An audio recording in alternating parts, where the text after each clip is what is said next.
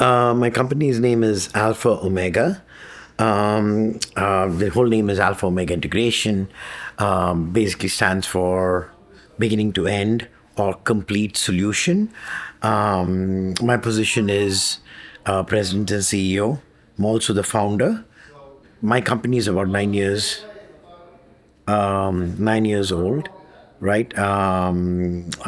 Started when started in started August 8th of 2016. We'll at 0 million per year. We'll end this year close to 250 million. A lot of what we do is in IT services for the federal government. We build systems for the federal government. I know you didn't ask me about it, but I thought I'll just volunteer this information so you actually kind of get a context. Now, I joined Wistage about 6 years ago. Ed is my fourth chair. And again, the reason that I moved from group to group is because I was fortunate to have grown very quickly, sometimes over 40% year over year. Again, it's mostly due to my leadership team, less due to me, but this is very relevant and I'll tell you why. If there's anything I did, it's about getting the right people on the bus and sometimes getting the right people off the bus. I've been in Ved's group for 1 year now, and I strongly believe that Ed has been probably one of two of the best, Vistage coaches I've had out of the four, 5 people that I've worked with. And I told you about being fortunate to have grown very quickly, and kind of having, and it all depends on having the right people on the bus. I feel I've spent blood, sweat, and tears in getting a leadership team.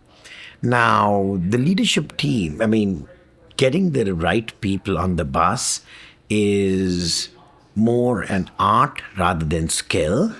And the best way you, as an entrepreneur, founder, CEO, president, can actually really identify who the right people are is by having a board of advisors that continues to support you. And that's what Vistage has done. And I told you about having Ed being my fourth chair. The reason I moved from chair to chair is because we were growing so quickly that I outgrew the forum that I was part of, or some of my visited chairs retired, and so came on to Ed.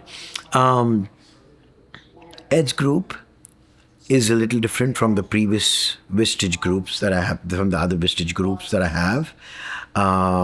It's very quantitative, as in, you can't just walk into a Vistage meeting without any preparation, right? There is check-in. There is a check-in before our one-on-ones, and there is which happens every month, and there's a check-in before a monthly session, and we also complete a financial report in addition to a goals report at the beginning of the year. So the work that you had, and there's some homework being ready for the speaker who comes in.